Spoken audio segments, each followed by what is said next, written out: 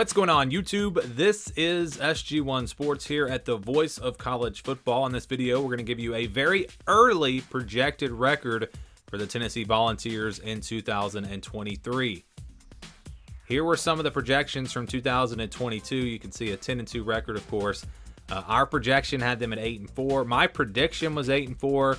So the things that I missed here, I think I actually had them, I don't have my predictions in front of me, but I think I had them losing to South Carolina and Georgia, and then also losing on the road at LSU and to Alabama. Those were the two wins that really turned their season into a great season.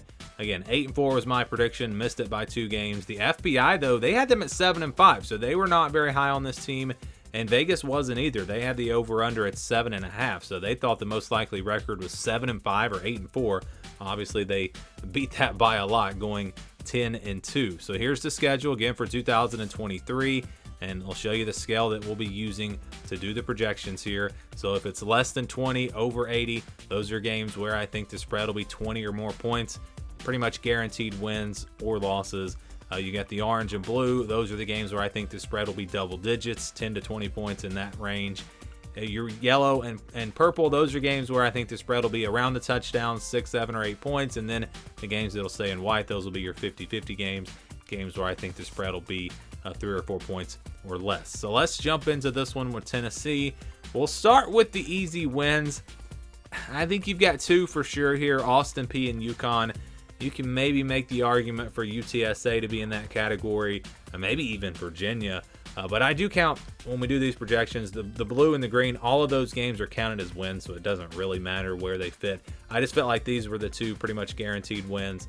You look at UConn, I know they were decent last year, better than expected, but still, that's a game that Tennessee should be able to win easily. And then the games in blue, I think UTSA, again, it's right there around 80% for me. This is a group of 5 team that has actually been pretty good the last couple of years. It's early. I haven't done a lot of research on them, so I don't know how good they're going to be next year. So maybe that one should be in the green. Hard to say right now. Virginia is a Power 5 opponent. They lost a lot from last year. A lot of guys in the transfer portal. They weren't very good last year, so you would expect that to be a pretty easy win for Tennessee. And Vanderbilt at the end of the year, that one also should be an easy win. So you've got 4 wins you can pretty much count on if you're Tennessee, and then you get to the rest of the schedule that gets a little bit tougher. So let's jump right into the games that I think will be in the purple. And I think you've got 5 of these games. I think you got 5 games that should be in the purple here. It's Florida, South Carolina, Texas A&M, Kentucky, and Missouri. Those are the games that, and I said 4 games a second ago. Actually, 5 games. I meant 5 games that they can pretty much guarantee a win in. But then you got these other games here, these other 5. These are games that I think Tennessee will be favored by about a touchdown. But the schedule sets up, it's kind of bad because Kentucky, Missouri, those are games you would put in the blue if they were at home. Same thing for Florida. But because those games are on the road, I think that does bump them down closer to 65 to 70%, kind of in that range. Again, I think Tennessee will be favored by 7 or 8 points in these games. But because they play some of them on the road, that's what's keeping that spread from going up to 10 or more points. And Tennessee, they lose some playmakers from last year. It's hard to say for sure how good they're going to be. I think most people expect them to be a top 15 team. Some would put them in the top 10. I think I did have them in my preseason top 10, my way too early top 10. But again, Florida, Kentucky, Missouri, all on the road. Those are not going to be easy wins in the SEC. Nothing is easy. And then South Carolina and Texas A&M. South Carolina beat them last year. Texas A&M is a team that's going to have a lot of talent. And the game is at home for Tennessee, so you feel pretty good.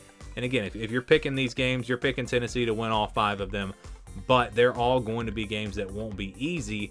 And because of that, we put them in the purple. And then you've got Alabama and Georgia. We're going to put them in the yellow.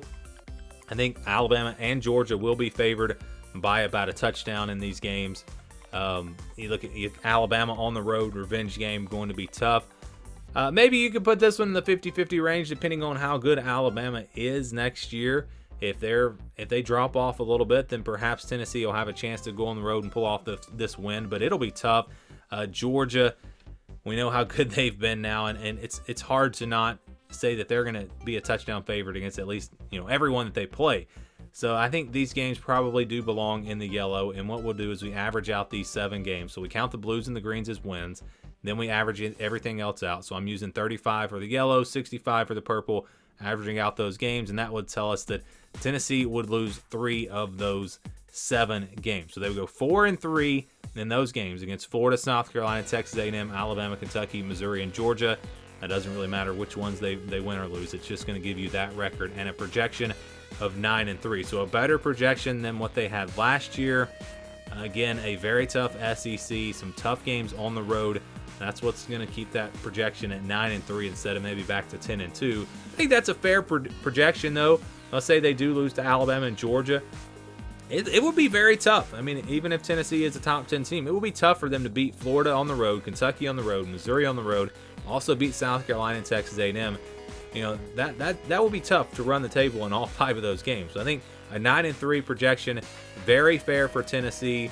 A schedule that, you know, it's not a horrible schedule, but again, they play Alabama every year out of the West, and that's always going to make it tougher. And then Texas A&M, a talented team out of the West as well, a team that I think is going to be much better this year. So it's a pretty tough schedule in the SEC, even though the non-conference schedule is not bad. And again, the projection for Tennessee in 2023 is 9-3.